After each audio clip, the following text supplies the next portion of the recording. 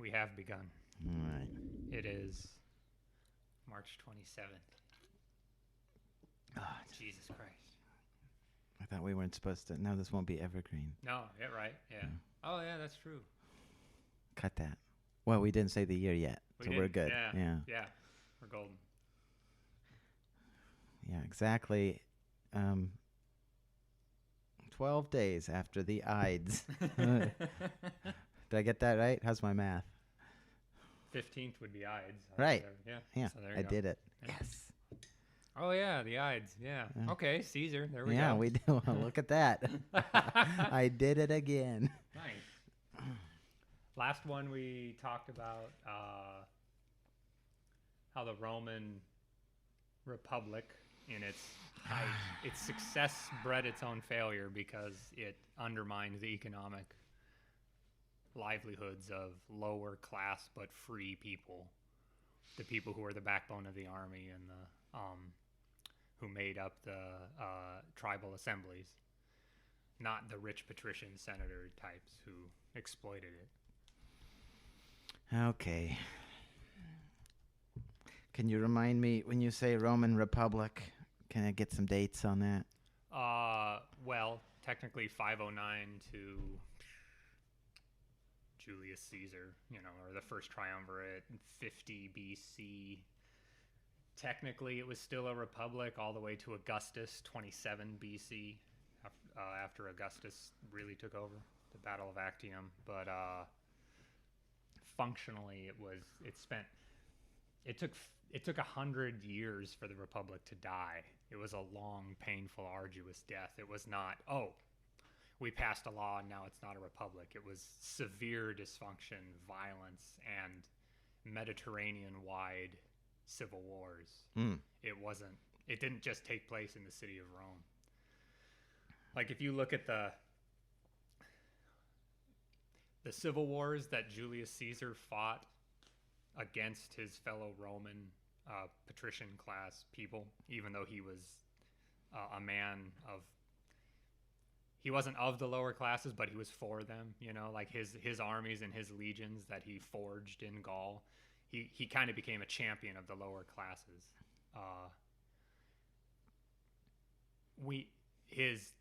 The conquest of Gaul, because he wrote that propaganda story about it, the Gallic Wars, is very well known, and then it's kind of assumed he went down into Italy and then became dictator and then was assassinated. The civil wars he fought are really glossed over. Like he had to go and kill Pompey in Greece. He had to go down to North Africa. He had to go to Egypt. He had to go to Spain. The travel. Julius Caesar traveled, jet setting around. Jet set. Yeah, I mean, the fact that he invaded Britain in some ways. How many legionnaires can I get on my carry-on? Dude, yeah, it was. The travels of Julius Caesar set the boundaries of the Roman Empire. That's not true, but if you look at where he went, if you do the family circus dotted line doodle, he went all over the place. He took the Mediterranean tour, fighting other Romans. Mostly. Yeah. Right. Yeah. The vast majority of his time was spent killing his fellow Romans and destroying his own government. He was not a nice man. He was a psychopath. He really was. And these challengers or rivals were other patricians who could muster a... Yeah. Cato the Younger, Pompey the Great, others. I mean, it was he ripped the Roman world apart, and he was a military genius. Like they stood a chance, but they didn't appreciate how genius he was. Like, in my opinion, there was a battle against Pompey in Greece at Pharsalus. It's called the Battle of Pharsalus. It's a location, like Pharsalus Plain, which in my opinion is one of the most genius battles ever fought. Like, Caesar was outnumbered. He had no supply chain. I don't think at that point he had a navy to even be able to escape back to Rome, because Pompey Pompey had a tremendous client network in the East.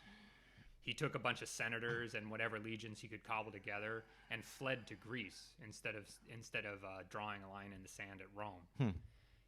Caesar followed him and Caesar was outnumbered like 3-1, and he kicked the living crap out of them. So who are the players at this point? What are their titles?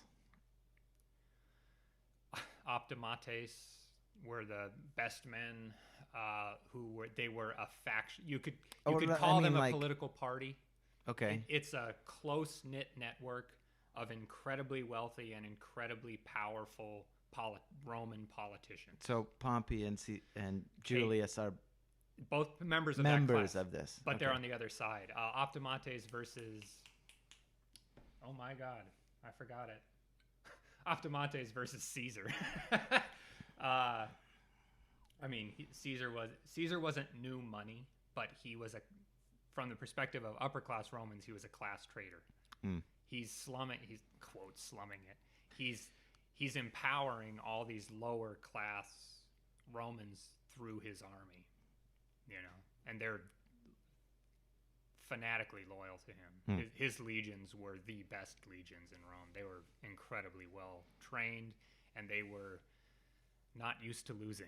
Right. They tended to win every battle. Right. I guess it sort of winning inspires loyalty. It makes sense to think you've got the guy. Yeah. And if you've spent 10 years with Julius Caesar conquering Gaul, these Romans look like a bunch of pussies relative to the guys you fought and relative to who you are. You're an extremely experienced, hardened, toughened veteran who is like, you know what? Let's take over the state. I think we got those guys. I think we got him. And Pompey at this point is this fat kind of... Pompey was a good general, and he had a very interesting career in his younger career, but at this point he's an old fat man who's like, oh yeah, the good old days kind of thing. Let's bring it all back. And it's like, yeah, we're going to kick the crap out of you. And Pompey had no interest in being reforming the state. Julius is the hope and change guy. guy. Yeah. He kind of was. It's probably irresponsible. But. It is. But so is what That's I'm all saying. I got. Yeah. And so he just kept, and so eventually it became obvious, like, wait, Caesar's going to become the dictator for life, and he might actually pull it off. It will be the end of the Republic, and it will be the end of the legal rights of all the upper class people. So of course they're going to unite against him. So that's the assumed conclusion of Caesar's success. Yeah. And what happens if Pompey defeats him, or Cato the Younger If Pompey defeats him? Yeah, if Pompey defeats him, and Caesar lives, let's say, captured, Caesar would have been taken back to Rome, declared an enemy of the state, and like trying to make himself a king. And killing a king or somebody who's trying to be a king is a legal act. And he would have among been our Republican context. Yeah, right. And he would have been tried by the Senate and then executed publicly. And then meanwhile, the status quo is this this ruling class of. They would have stayed much more in power, which they did in the empire. The upper classes, it's kind of the Orwellian thing. The middle and top might switch, but the lower stays the same. But it's an interesting thing to try to pencil out. I'm just trying to figure out what they're fighting for or over. You know. Let's say Caesar's was on a boat and it sank, and he drowned. Would the Republic have kept going? No. Something the forces of change and disruption were so great over the entire Mediterranean because of the machine was gonna break down no matter what. Yes, but what direction would it have broken down? I don't know. And in the end, nobody ever will. But let's write some historical fiction. I haven't seen that one written, and it would be interesting. But again, it's easy to say it would return to its former state. Of course not. History never repeats. But probably what would have happened is the High Republic, when they were kind of what Caesar chasing other Romans around the Mediterranean was what Romans had been doing in the century before, very irresponsibly going and destroying kingdoms like Macedonia or the Seleucid Empire and not taking responsibility for it, right? The settlement of the Roman Empire was to say, yes, we are in charge, and our upper class Romans are in charge, but we will govern you responsibly. Interesting. You'll pay. We're not going to loot you. You're going to pay your taxes. We're going to build your infrastructure instead of burning your cities down. The Romans were rapacious at the beginning, and they were deeply hated and resented by these Greeks and Numidians and Celts. It's like, go away. But you can't because they're militarily invincible. There was an incident. This is before Caesar. We call it Asiatic Vespers. After the Seleucid Empire was knocked over, Roman tax collectors were roaming all across Anatolia, extorting cities for everything, with the vague backing of the Roman Republic. Yeah, like you better pay up. I'm an actor of the state. Yeah, here's a guy with his little entourage. It might be 10 people coming to Ephesus, Miletus, and saying, "I want this much money. And if you don't, I might put a bad word in for you with the Roman Senate. Right. So you better fucking pay up. And you can't murder me because there'll be consequences. There will be very because I've got the thing on my lapel or whatever. Yep. You see this scroll I'm holding? This is what I paid for to raise taxes from the city of Ephesus. So fucking pay up. And Ephesus is like, fuck you. Right. You know? Because everyone knows they're not just collecting the on-the-books taxes, but also their method, hence their reputation. And they had a different taxation system. It was called tax farming. A group of wealthy Romans would get together as a consortia and say, we're going to pay the taxes for Ephesus this year among ourselves. They pay it to the state, and then it's their job to go and collect. Gotcha. Plus whatever. Right. The Vespers, Asiatic Vespers, there was a flamboyant and brilliant king of a northern Anatolian country called Pontus, who arose as the anti-Roman champion of the Greeks, even though he himself was of dubious character. And he put together a coordinated massacre of all the Romans in the Greek world. And like 80,000 Romans were killed in a matter of a few days. Whoa. Pissed off the Romans. This is before it was formally incorporated into the Roman Republic and Empire. They weren't governing it. They were looting their own territory. So if the Republic had survived, they would have had to still deal with that. Like, you can't just go to Ephesus, this ancient Greek legal entity and city with all its traditions and tremendous wealth, and just extort it. You have to govern it. So the Republic would have had to do that, and probably eventually there would have been something resembling an emperor at the top. Gotcha. Like the pro-consul. Because that's what you're calling being responsible for the... It kind of has to. The annexation. Right. It's like, conquering without annexing or whatever. Yeah, because the institutions of a city-state were trying to govern the entire Mediterranean. What was going to happen? Would the Senate have had to open its ranks to Numidians and Egyptians and Ephesians and Galicians and Gauls? God forbid. Was that what's going to happen? Are you going to open it up into a pan-Mediterranean Senate? No. But the emperor figure could be the pan-Mediterranean emperor. So in that sense, that was the brilliance of the Augustan solution. It's like, these ancient patrician families with all their money, I'm not gonna do wealth confiscation, just legal right confiscation. And he governed with a very light hand, and so it didn't feel so onerous. But later on, by the time you get Nero, by the time of Nero, he exterminated his own family, of the imperial family, and he exterminated a lot of old senatorial families. After Nero, the members of the upper classes tend to be not related to the previous Republican families. Almost a dynastic singularity. Kind of, yeah. Nero was a mess, but at a certain point, he's the emperor of Rome. He's the princeps. He has all legal authority. So if you're a senator in his entourage, it's like, don't fart while he's speaking because he might kill you and your whole family. It wouldn't be that bad, but he killed a lot of senators arbitrarily. He got paranoid. And there's no legal recourse. The emperor ordered you to commit suicide. Just another purge. Yep. Yeah. And that's what they were afraid. The senatorial class was afraid of vaguely, even because they had never experienced it, when Caesar was, I they're see. like, oh my God, if he gets all this legal authority, we won't be able to do anything through legal channels against him. And then we're just subjects. We're just his subjects. So they couldn't stand that thought. Ah, hence the opposition. It was tremendous opposition, yeah. I want to guess, but I might make a fool of myself. Nero? Years? 60 Ah, okay. Yeah. I'm glad I didn't guess. I was going to Yeah. guess much later. AD. Oh, no. He's the last of they call it the Julio-Claudian dynasty. Julius for Julius Caesar, Claudius for this other guy. Ah. It was a sort of incestuous family, sort of. I've been meaning to, just like I've been meaning to get my Chinese dynasties down and in order and with dates. Yeah.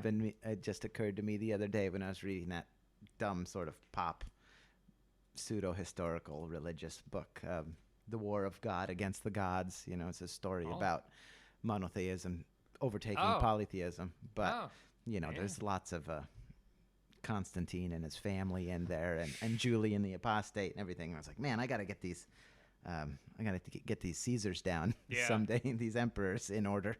Yeah. And it's kind of it's a dismal story because, like, the Republic has this cast of characters, and it's very diverse and very interesting. And it's like this family was known for this and that. Right. And then this area, and like this guy, this Roman general or proconsul was building this interesting network. Right. in A Spain and stuff. hegemony is always a little less interesting. And then the story just becomes about one fucking guy, and it's really boring, especially when he's not a good, emperor. Nero's interesting, but it's dismal. It's like, oh, cool, he's mentally ill. Yeah. Awesome. Great. Yeah. And so that's what the upper classes of Rome were. They had been trained to be afraid of it. They were like, you must never have. Rex was a swear word. Gotcha. They had never experienced a kingship. It's not like they knew what they were fighting against, but they saw. That was a boogeyman. Yeah. This must not happen. Cannot and must not happen. Yeah. And so you have, the character of Cato the Younger, who's just this unyielding senator of like, you follow the law, I never be a kingship. He hated Caesar, with all his heart. And he's this very tragic figure, and he commits suicide, and he commits suicide twice in northern Africa, stabs himself. His servants come in, stitch him up, and then he rips out the stitches. Yeah, I in remember his that. guts, yeah. Vaguely. Of course, Yeah. I always forget the names. But Right. Yeah, and so there was Is his son around when he does that? I don't Never know. mind. I don't remember. There was a Cato the Elder, so I don't know. But He stabs himself. Right? Yeah.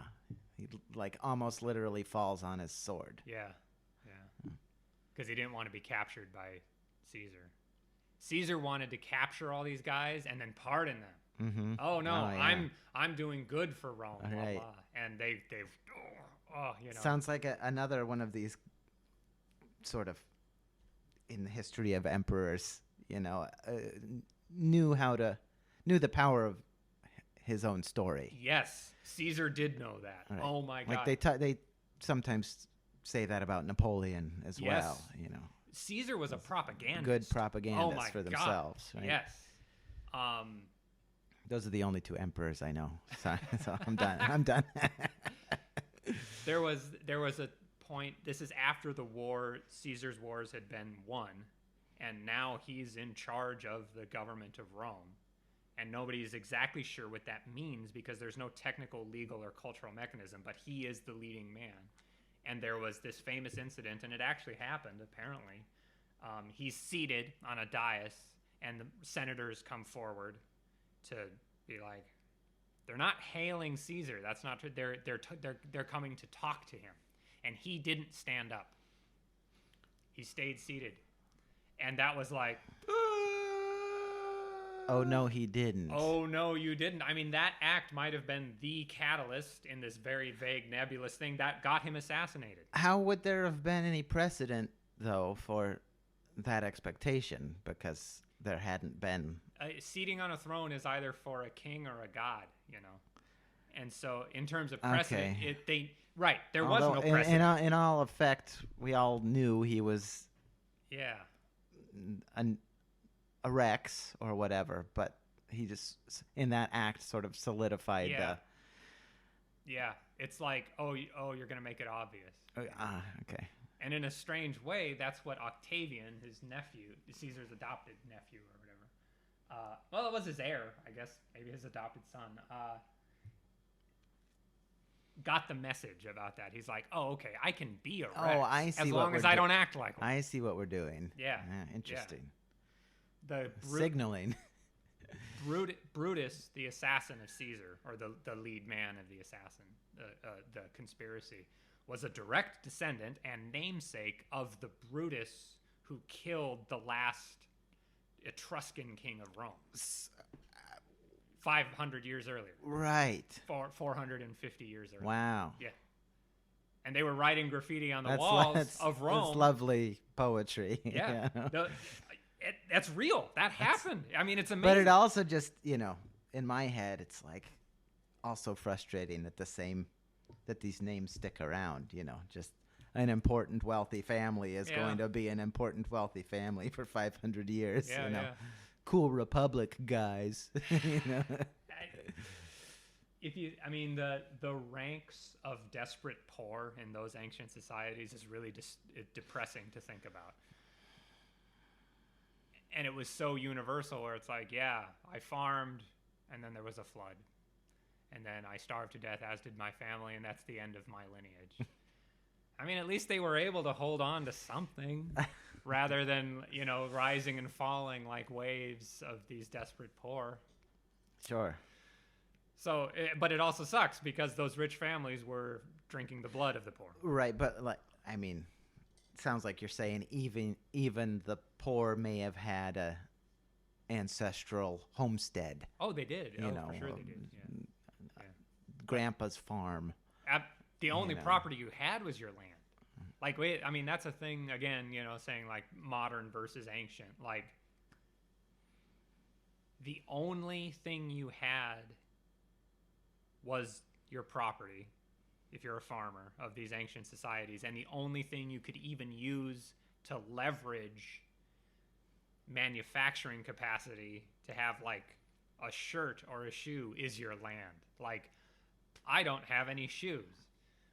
What can I use to get some shoes? Well, I can grow some grain on grandpa's and great-great-grandpa's farm, and if I sell a little bit extra, I can get a pair of shoes. Mm-hmm. They were so unbelievably poor. Or buy a new tool made out of... maybe iron if you're lucky. Oh, man. Ooh, high on the hog. Yeah. And you're going to sit there and have that iron sickle or whatever, and you're going to use it until it's gone. It's going to wear away into a tiny nub, Unless you're in China where they had a lot of iron. But I think this might be a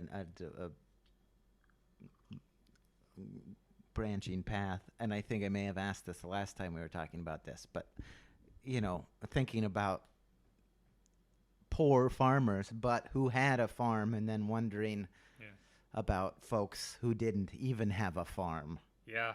I mean, and not obviously not talking about slaves because, that's pretty cut and dry. You're owned by somebody and whatever.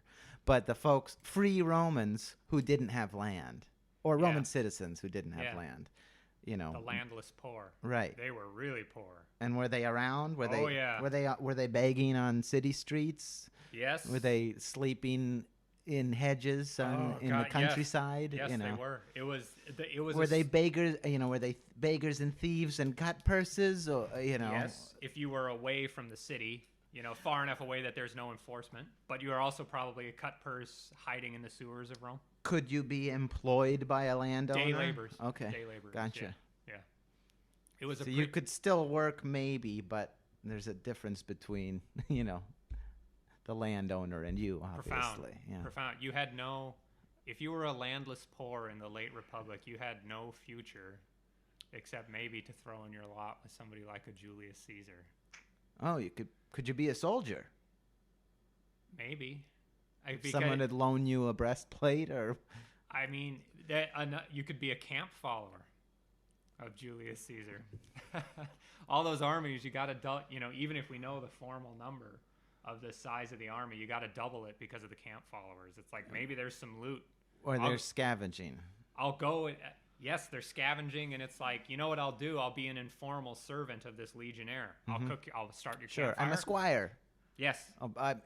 Yes, I'll cook your food. I'll wash your clothes. I'll pitch your tent. All this other stuff. And here's this guy sharpening his gladius, and treating you like utter shit. But it's better than being a beggar in Rome. I might be able to at least warm my hands on your fire. Yes, and you might throw me a scrap. And if our army wins and you're plundering the camp of your defeated enemy, I might be able to run in there and grab a sausage and a loaf of bread. Right. Ooh. A lot of times they paid their soldiers with sacking. Interesting. Right. Yeah. So the landless might even be able to grab a sword, although probably someone wouldn't let me own a sword. Right. Yeah. What are you gonna do with it? Wave it at a legionnaire? I'll join up.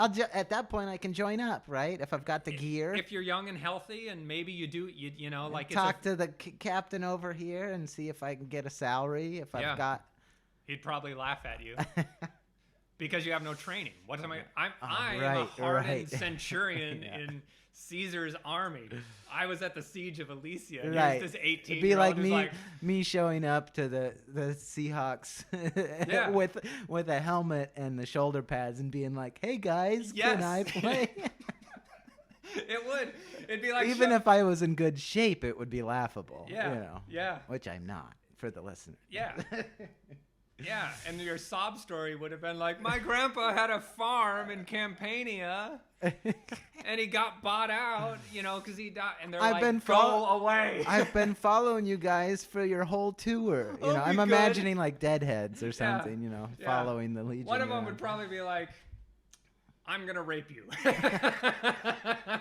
Yeah, come on over into my tent. Oh, they were so utterly desperate, those landless. And the thing was, the ranks of labor were swelled so great that an individual, who are you competing against? I'll harvest your, would you hire me to work in your vineyard? Yeah, I'll pay you a denarius a year. Yeah. You hardly have a name if you don't have land, because you don't. Yeah. You're not going to have progeny or. Yeah. Whoa. And you're not going to work. You can never work your way into wealth. It just makes me think. Yeah. Just like the property tied to your person. You're a non-entity if you don't have property. You just disappear. You're compost. And so for those guys, so let's say you're a free Roman citizen who's a day laborer or whatnot. Joining the army, if there is a recruitment call, is a dramatic step upward in every conceivable way for your life. Having to take orders and do menial tasks and the discipline of training and getting caned because you stole a muffin. Still much better than the alternative. 500% better than roaming the countryside. Sure reminds me of something. Yeah. Think of the Spartacus revolt. That's not during the Empire. That's late Republic. Pompey the Great, as a young guy, times were so dead. He went. I think this is right though. I think I'm right. Or maybe it was during the Social War. Oh, fuck. Pompey was a very powerful, rich guy from an ancient family, and he wanted to rise in the ranks of politics and really get in there. Okay. In this cutthroat, competitive late Republic. He was in a good spot already, but he had ambitions to climb a little. Yeah. Imagine if. Never mind. He's a young entrepreneur. He's in his 20s, and he goes and raises 3 legions of his own, paid with his own coin as a private citizen, to go and put down this revolt. Oh, and it catapults him into the center, because it's who the fuck is Pompey? The Great was ironic. It was an ironic moniker. Oh, because he got it when he was a kid. Yeah. Interesting. He was a joke. You're supposed to go through the proper steps and all this other stuff. First, you become an aedile and then a But quaestor. he found this sort of because there was shortcut. Because there's this massive slave revolt going on in the heart of the slave economy south of Rome. And the upper classes of Rome are like, oh shit, what are we going to do? Well, how common is it for just dudes with the means to raise armies? It's extremely inappropriate and fairly uncommon, but as the Republic formal institutions broke down because of that uncoupling of class to policy, lower classes no longer could use the policy of state to even stay alive, let alone advance themselves and their families. As that broke down, it became more and more common. And Interesting. So Pompey's like the shining example, but the other shining example he was just an early adopter. Yeah, he was an early adopter. So other people had paved the way, Sulla and Marius and all that. But Sulla, right? Yeah, Sulla. My God, about Sulla. But the fact that he was even able to where did these legions come from? Landless poor. Oh, really? Yeah, mostly. Or like some veterans. Interesting. But he's not arming slaves. Because we were just talking about landless poor not really having a great pathway to soldierhood. Yeah, but if there's so many of them, and it's literally you're technically a legal citizen of Rome. Your grandpa had a farm. Mm-hmm.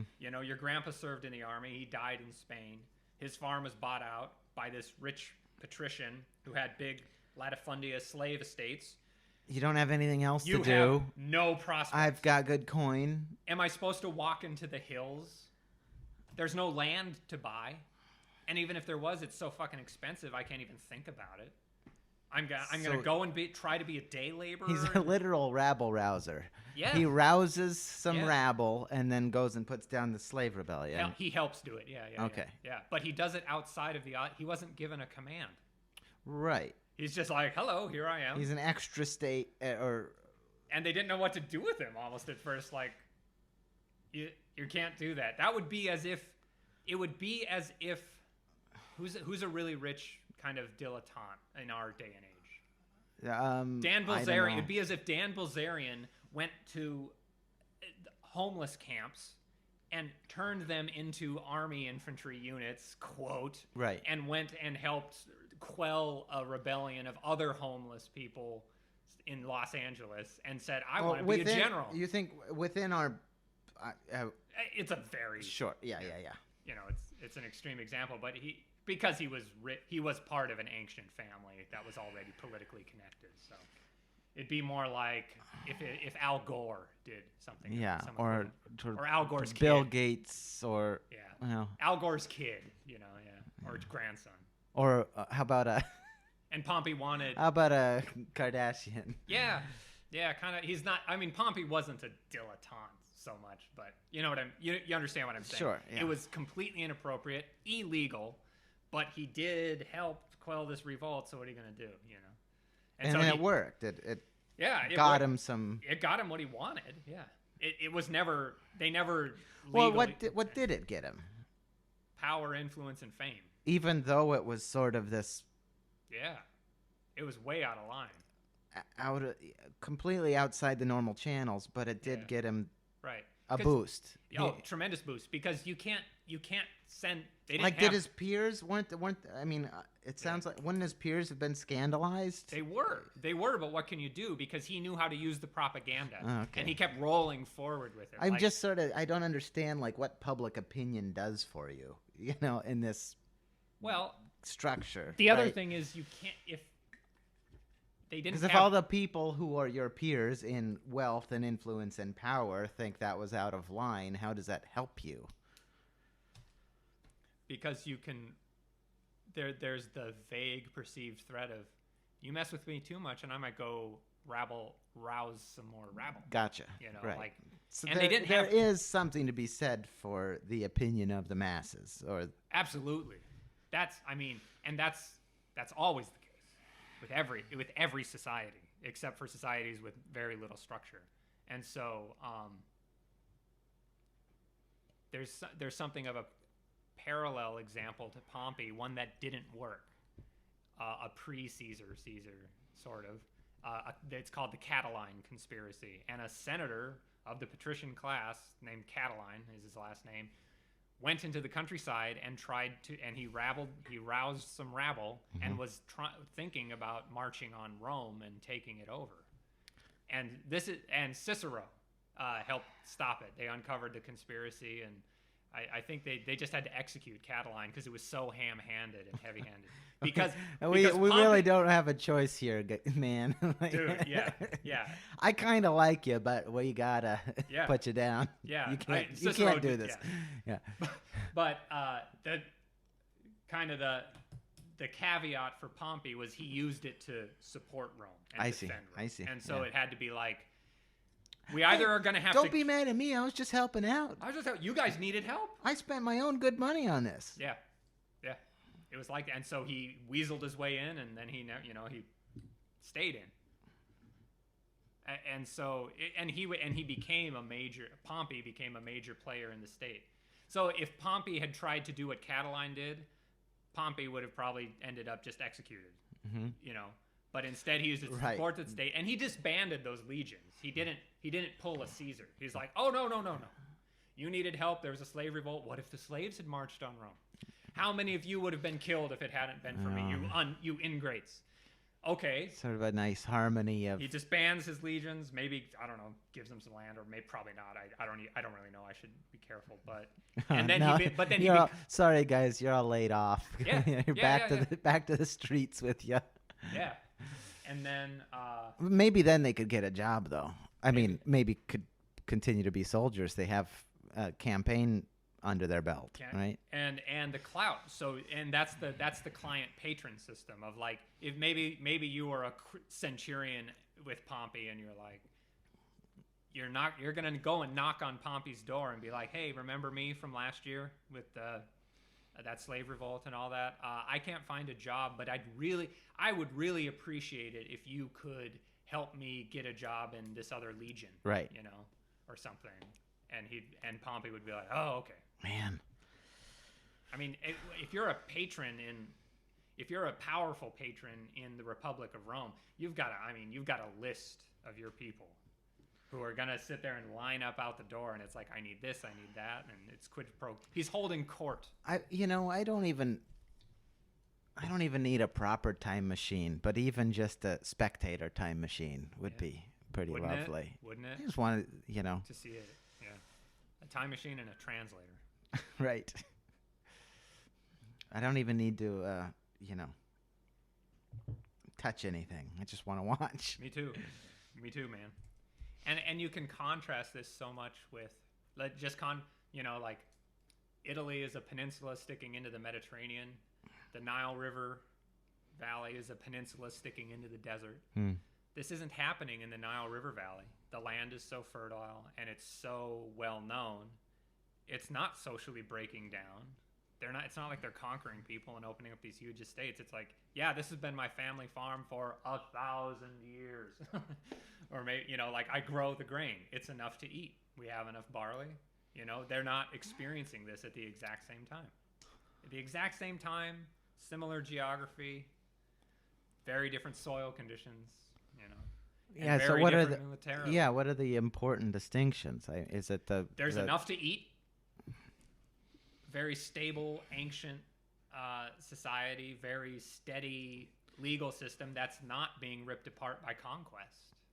A social structure that is so ancient and so old, it's going to, even 400 years after the Roman conquest, it's going to be essentially kind of the same.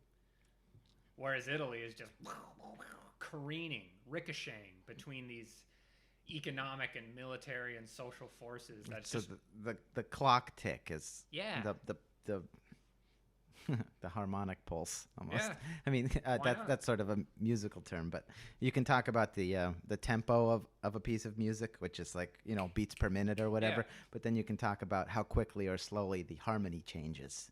Oh yeah. So if I've got a chord every bar, that's one thing. But if I'm changing, chords twice a bar, then it's the harmonic pulse is twice as fast. Yeah. Maybe something like that. Yeah. But.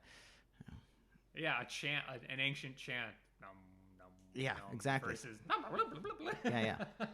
I mean, yeah, I mean, the change is going on. If you're going to sit there and say, well, what's more interesting to read about? The politics of the Italian peninsula. Yeah. How many more? Or something stable for 1,000 years. Yeah. Which one needs a much bigger vocabulary list? Right. Italy, between 200 BC. How many names or dynasties do I have to memorize? Right. Or the Nile Valley. Right. The Nile's gonna flood. We're gonna grow the grain more than we need. We're gonna export the grain. And in that same period of time, it's going to go from the Ptolemies to the Romans.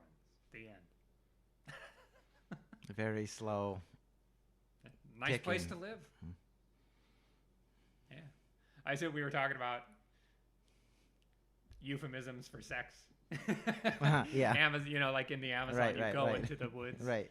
I assume that for Egypt, it was probably going to the desert. That glorious night sky, right? Like, we're going to go into the desert for a while. It's funny because that's where the stay asleep, kids. That's where the ascetics go too. Right. Yeah. Right. Yeah. Although some of them weren't entirely sexless. Well, maybe they're communing in a different way with somebody else. I can't. I mean, we've talked about golden-tongued John before. Oh yeah. But I think it was him. I was just reading about some of the sort of mythology around him. There's some tradition where I think it was him. It might have been somebody else.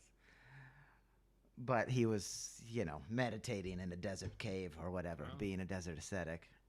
It could have been someone else. But there's some, weird story about some maiden comes to him. Oh, of course. And he tries to send her away, but she insists, and then they decide to sleep on separate sides of the cave. But then, of course, nature takes its course, and then he throws her off a cliff or something. Oh, nice. And then, I gotta look that one back up. God, the temptation story. Yeah. Oh, God. Yeah. But,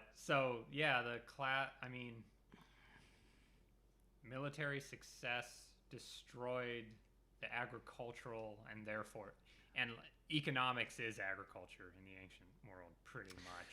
The overlap is like 90%.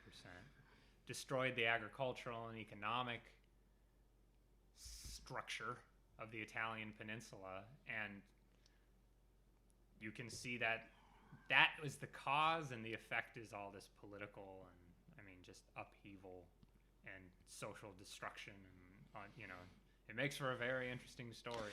Well, that's sort of almost what prompted my question about it. You mentioned the soil was different, so it makes me wonder, are the important differences the social and political structures, or is the very important difference the different soil, or that if agriculture is economics, It's like you have to think of it like it's like a yin and yang. They define each other, but also change each other. So, or it's like a riverbed with its core. A river, the way a river is defined by, but also creates and changes its riverbed. So, why is there a curve in this river? Well, because there was all this silt that was deposited. Okay, so why is the river turning around? Because of that. Will it change eventually? Yes. So, yeah, the soil in Italy is 3 inches deep, and it deforests very quickly. The soil in the Nile rejuvenate. It's meters, hundreds of meters deep. It's because it's just mud all the way down. The Nile is actually on a canyon going down. It was turtles all the way down. Right. Mud's pretty nice. So, and it rejuvenates itself every year. You don't have to fertilize. It's not going to wear out. Every single year during the natural flood, it's like, hey, thank you, nature. A brand new layer of incredibly fertile silt. I'll take it. For free. And in Italy, you're sitting there with your fucking oxen grinding down. It's like every year the wind blows away my soil. And I have more and more fucking rocks that my oxen is getting older. God, my yields are going down. The line goes down. Yeah, you can't, and Italy is still a very fertile, beautiful place, but they didn't have good fertilizer regimes, and they certainly didn't have a forestry program in Rome, and so that you have to work harder for less. even when times are good and the politics are stable. You still have to work harder for less. Yeah. Yeah. Whereas Egypt, you work at the same level for the same every year. And Rome, I mean, they had to politically secure Egypt from the Ptolemies. This is Cleopatra and Caesar. Julius Caesar and Cleopatra, the last pharaoh of Egypt, had a kid, Caesarion.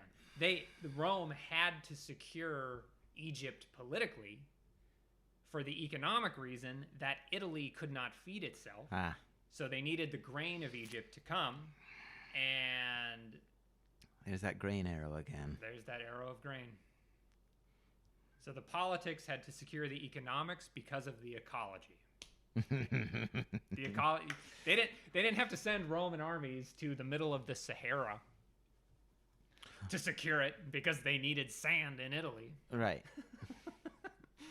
And the Ptolemies were this decadent, ossified, bloated Macedonian ruling dynasty of Greeks left over from Alexander the Great. So they had no chance of militarily. They couldn't even think about like, well, we don't want you to do that, Rome. And Rome would be like,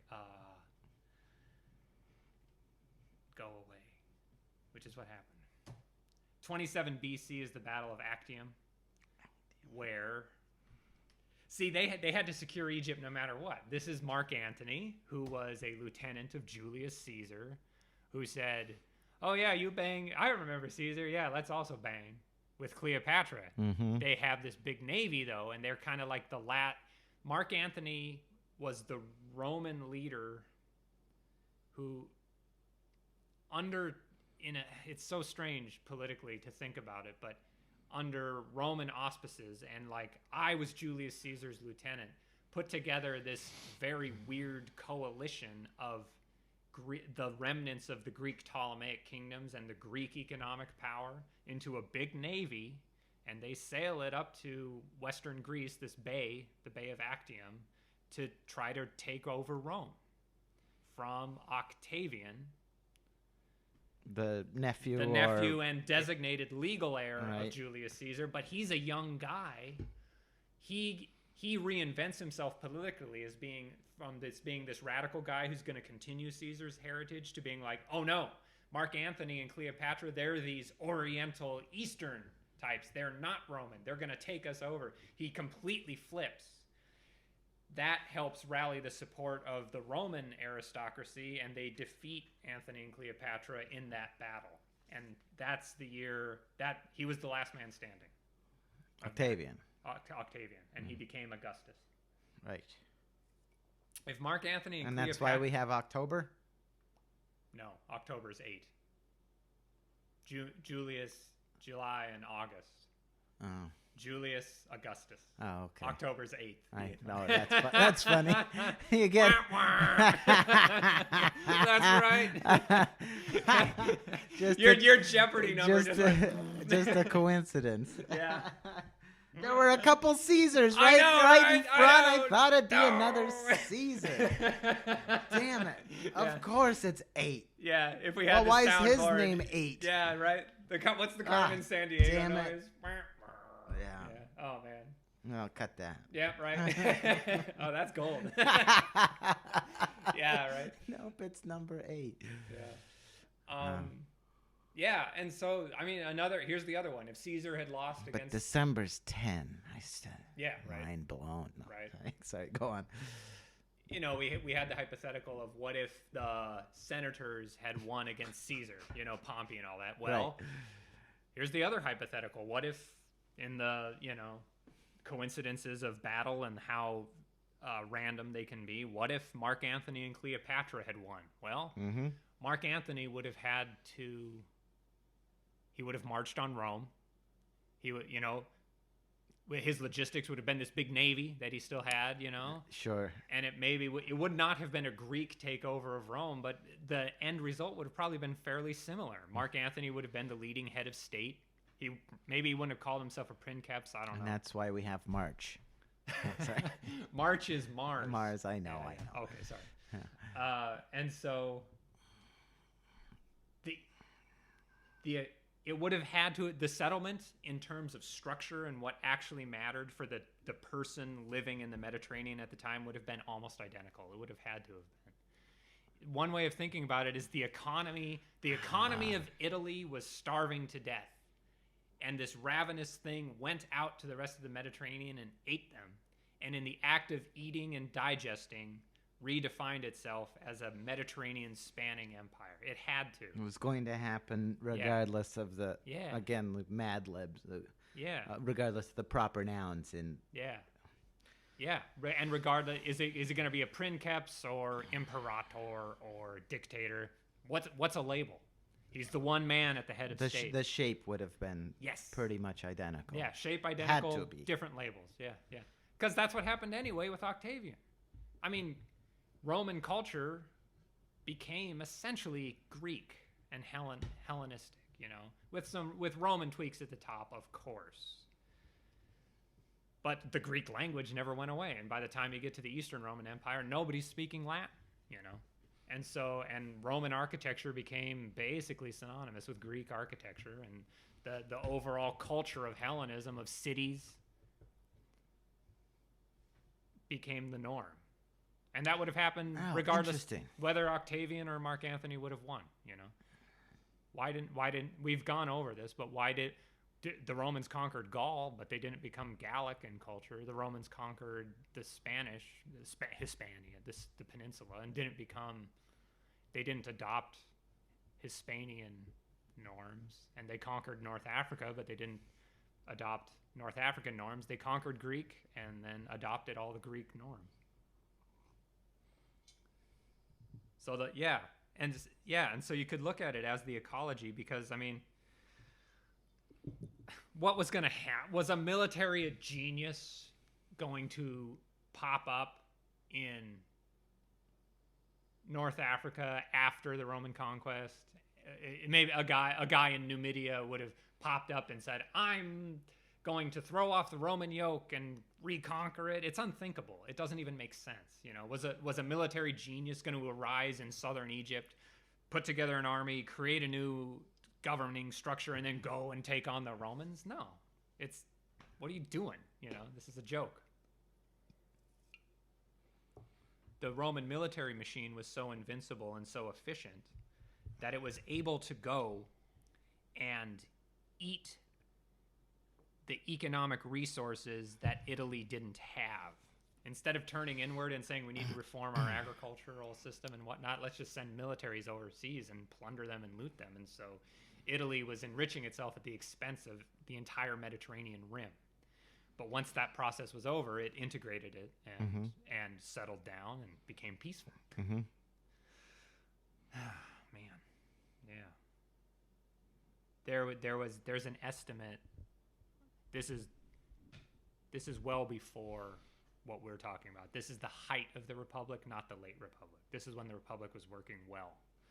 Just before they really started going overseas. 200 BC, Hannibal, crosses the Alps with this tiny little mercenary army. And since he is a military genius, he is kicking the crap out of all these Roman consular armies that are nothing like the disordered armies we're talking about with Caesar. This is when it's voted in, recruited by free farmers who do have control over their land. And they are also allied with all these auxiliary cities and tribes. Like, hey, Hannibal's coming. We need 20,000 of your light horsemen, or we need 20,000 of your light infantry, and you better do it. If the Roman government is coming to you, a city-state in Tuscany, and that's allied, you had better do it. Otherwise, you are breaking the law, and they will destroy you if you don't. The estimate is that Rome would have been able to muster, at the time of Hannibal's invasion of northern Italy, 700,000 fighting men between their own and... That's astonishing. That is like modern military sizes. 700,000 fighting men. Fighting. Not the support, not the camp followers, What the GIs. Yeah, these are guys who could be trained and put together. They're also farmers and they have their own farm. Hannibal's armies, he gets over the Alps and he's like, oh, I have 20,000 people tops, and he defeated them 3 times. And by that's the height of the Republic. I don't care how smart Hannibal is. How do you fight a political and military structure so intensely powerful and linked together? 100 years later, Italy is just a festering mess.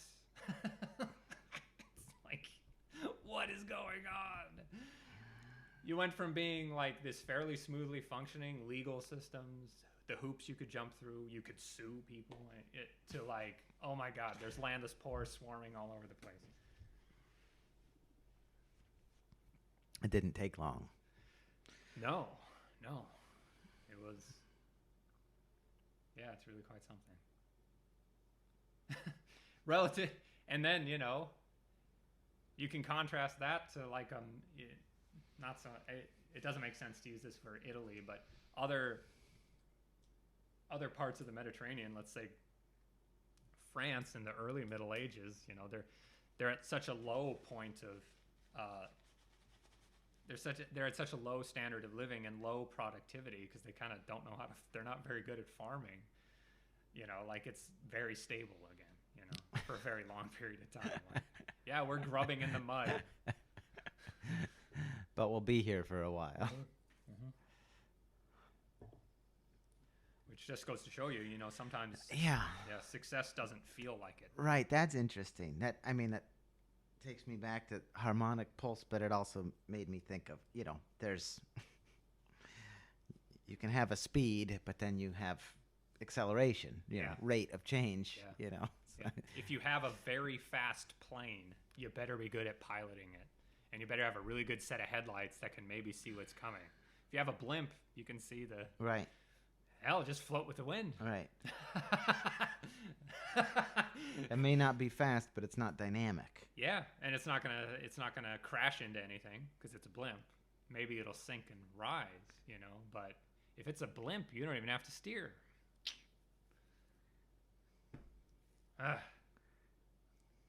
Cool, Rome. You had 700,000 fighting men at your disposal. So what? It didn't help you maintain a steady society, did it?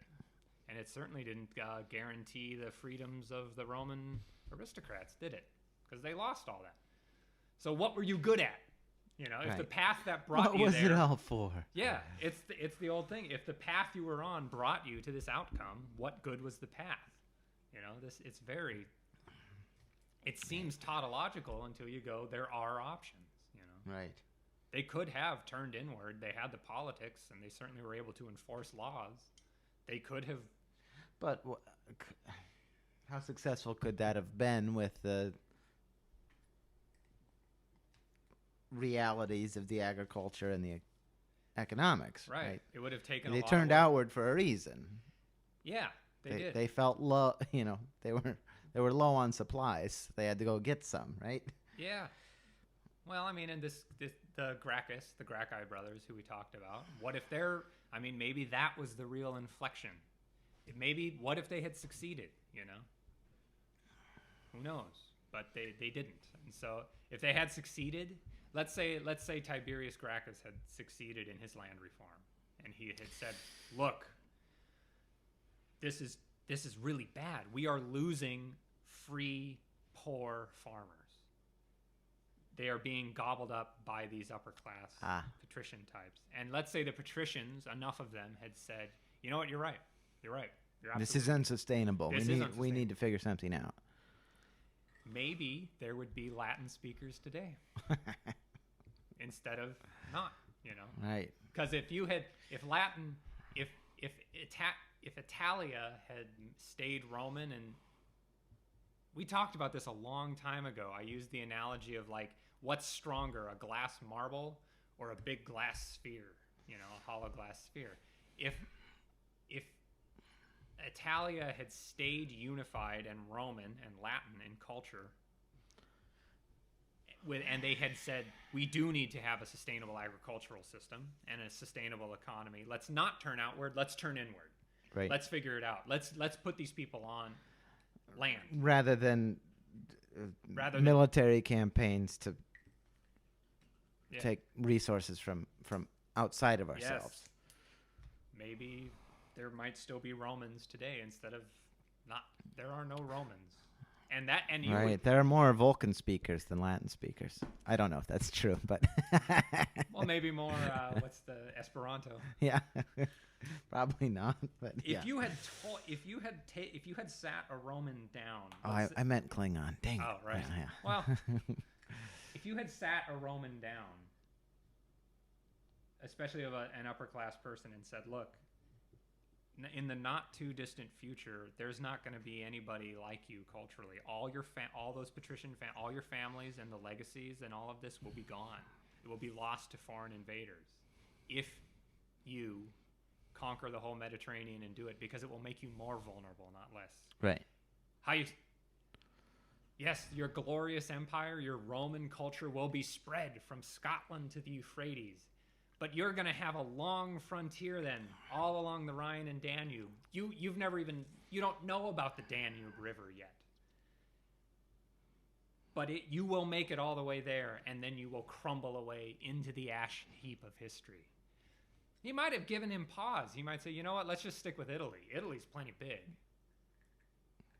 I would rather survive for millennia than expand to unprecedented heights, but fall literally into nothing, Romans would be horrified by American culture and what we're like, and people who say, oh, we're the legacy of Rome. They'd be like, no, you're fucking not. You are nothing. You are dog shit. Your culture is nothing compared to ours. You don't worship your ancestors. You don't really believe in your political structure. You don't fight in your own military. You're a bunch of decadent little mincing, consumers. So yeah, maybe they should have turned inward, but they didn't. Instead, they chose to. That's a good way. They ate their neighbors instead of balanced their own digestive system. Right. And then, not immediately, but fairly quickly collapsed. Yeah. People. Our own right wing, whatever, and the Western right wing and whatnot tends to look at Greece and Rome as positive examples, and I'm like, are you sure? Are you sure it's not a failed example? Because to a Roman aristocrat, a patrician or a senator of the 200s BC during the time of Hannibal would. If you had told him and showed him the historical story of the collapse of Rome, he would have been like, yeah, that's a failure, not a success. It took 300 years for the city-state of Rome to more or less unify the Italian peninsula. Just at the Italian peninsula. The height of the Roman Empire is only about 150. It's half that time. So in terms of time scale, depth, sure, you had all this territory, but in terms of time span, you spent more time getting it than you did having it. Yeah. Height of Rome, the height of the Roman Empire. Okay, so let's say 0 for the sake, 27 BC, Augustus, to crisis of the 3rd century, 230 AD, right? Okay, 230 years. And then it's kind of, it's not over, but the glory, we go from a kingdom of gold to a kingdom of rust. That was at the end of Marcus Aurelius's thing. It's like, shit, we should have left buffer states between us and all these Germanic peoples. Oh, wow. Caesar should have walked, Caesar built a bridge over the Rhine fucking river, stomped around a little bit, and then I think he burned it down on his way out.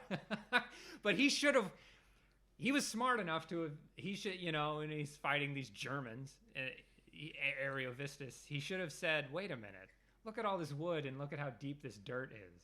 We're never going to conquer these people.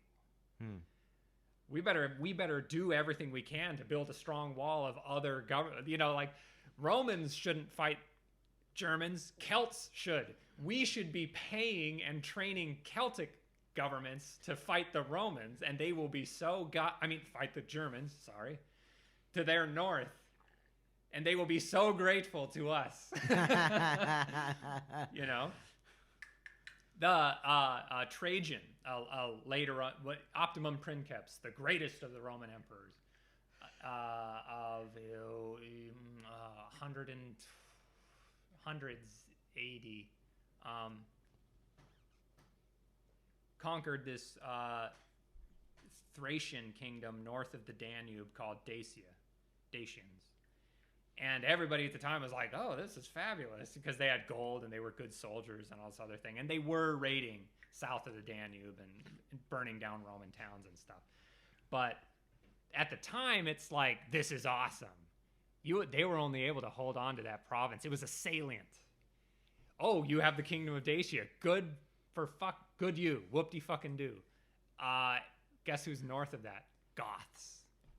Iranian types. Steppe nomads. Is that really what you wanted to do? And they had to abandon. How do you like your border now? Sometimes success looks a lot like failure a few years later. And they only held on to Dacia for a little while, like 100 years, 120 years, and they couldn't do it. They couldn't hold on to it. What are you going to do? Build a ring of forts in the Carpathian Mountains? Big mistake. But the Romanians are there, and the Roman name, yeah. So maybe, but at the time it felt so good to go and plunder another kingdom. But it's like, maybe you should have held on to them. Maybe defeat them, make them say, no, we're not going to fight the Romans anymore, but we're going to keep you intact and you can deal with the Goths. We'll pay you a little subsidy every now and then just to keep you afloat. Wow. That would have been better. It was a bridge too far. Nothing lasts forever. So what are you going to do? Do you hold your cohesion, or do you lose it in the conquest of your neighbors? I mean, Trajan went all the way down Mesopotamia. And, he was the Senate. He was sending word back to the Senate of like, yeah, we have a new province. And they're like, okay, that's a bit far. Great news. Yeah, right. Do you want us to send in magistrates to govern it? Are we gonna tax Babylon and Ctesiphon or what? That's a long way from Italy. Cool it, man. Yeah, cool it. Right. And I mean, the lesson is so clearly obvious for maybe our current situation. I don't think it needs mentioning. Yeah. And then what are you going to do? You have to now spend internal strength of the empire to go and defend. To maintain. The Danube. A Danube frontier, a Rhine frontier. And every day those barbarians... You're hollowing out your core. Yes! That's the difference between the glass marble and the glass sphere. Right. One of them is going to break with a slight tap. The other one is going to maybe stick around, or maybe just get bounced around along with other glass marbles. And every day those Germans are learning from you. And every day those Germans are learning to drink wine and how to write and how to maybe govern and maybe how to form their own governments, which they weren't doing 100 years ago. Every day they're becoming a little more Roman and you're becoming a little more German. So eventually, what does it mean to be a Roman or a German? And here we are speaking a blended language. Right. We are. Well, I mean, yeah. Yeah. Literally. And that's generous. I mean, it's a Germanic language with a lot of romantic vocab. Right. So. Right. But if you're thanks to the Normans, I believe. Yes, that's right. But if you're Cato the Elder, Cato was poo-pooing Greek civilization. He's like, I don't want to be these young Romans. They all want to learn Greek, right? And they want to take a trip through Athens and stuff and go party in Alexandria. Fuck that! You got to be strong. He was like Cato the He's Elder. a young conservative or something. He was an old conservative. He's more like you got to think of him as more as like a fuddy-duddy, like almost like a Amish type. You know, you got to think of him as like you stay on your land and you farm and you learn Latin and you go through the magistracies, you get voted in and you work through the system, and you're not a showman. And you don't go and you don't earn your stripes overseas conquering Macedon or whatever. No, you stay on Italia. You know, go away, Cato. I want to go party in Antioch. You know, there's pleasure palaces there, and he's like pulling his hair out. He's the old patriarch who's just, you know, no, it's about virtue. You got to be a good Roman. He's saying that about the Greeks, which for you know, when we think of Roman culture, it's kind of Greek looking superficially, right. And let alone the Germans. What would Cato the Elder have thought of German culture, and the fact that in a little while, not too long, there's going to be Germanic warlords ruling in Italy, you know?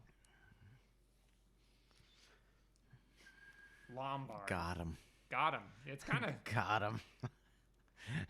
It is a form of vengeance. It sure is. Yeah. I don't speak Latin. I speak German, almost. Yeah. But, I mean, who can see that far ahead? That's what cracks me up about the... Only the oracles. Right. That's what cracks me up about the European colonial experiment around the world. Be careful what you wish for.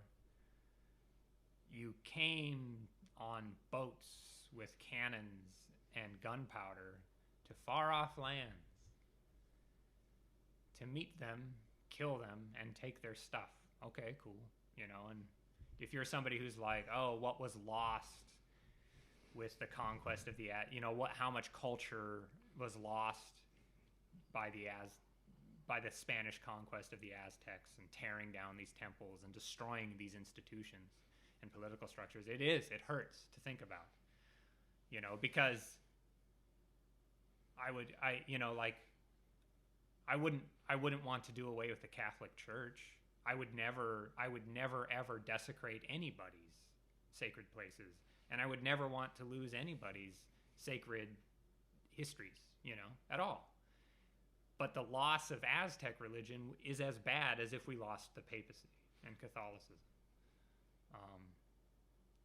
But the other half of that is careful what you wish for, Spain, you know, or the United States, you know, like there's a lot more vitality in Mexican culture than American culture because we went colonial, they never did, you know. And you look at the American Southwest and it's like, did you really conquer it? Maybe for a little while politically, but culturally, no, you know. You know.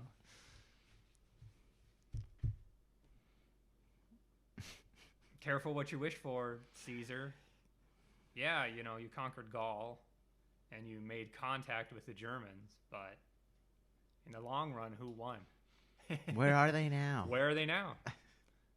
There is a German language, but nobody speaks Latin as a native language. That's a hell of an inversion compared to the year 60 BC when Romans are encountering Germans north of the Rhine. Right. You know?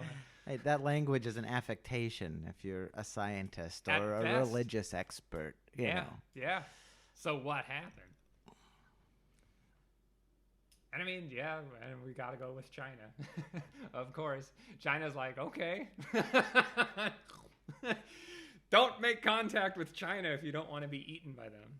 You know, don't ever conquer China. The Manchu conquest, you know, it was devastating at the time for the Chinese, but now, and the queue, the haircut, at the time was this incredibly insulting, like, fuck you. Some of them died for a fucking haircut. Right. You know, because they demanded that China wear this hairstyle as a sign of submission to the Manchu Qing dynasty. Right. And now it's a Chinese haircut.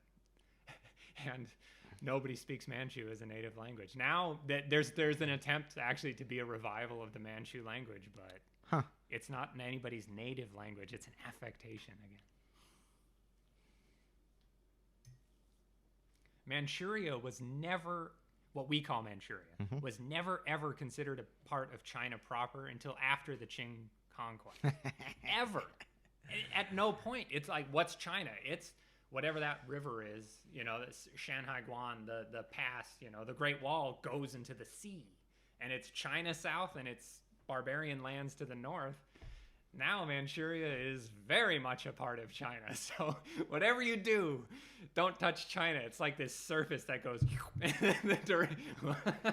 it's goopy. You know, it's like that. It's that part in the movie where there's like this pulsating sphere of something and the guy touches it and then he goes, ah, and he gets sucked in. Right. And China is now going global and woo. Yeah. Amazing. So what do you do about that surface, that interface? That's what really matters. Do you look inward or outward? Damn. I don't even know how to look inward in that sense. Maybe Cascadia. How do you change yourself to survive and last and thrive and evolve forward through time in a way that doesn't rely on any foreign.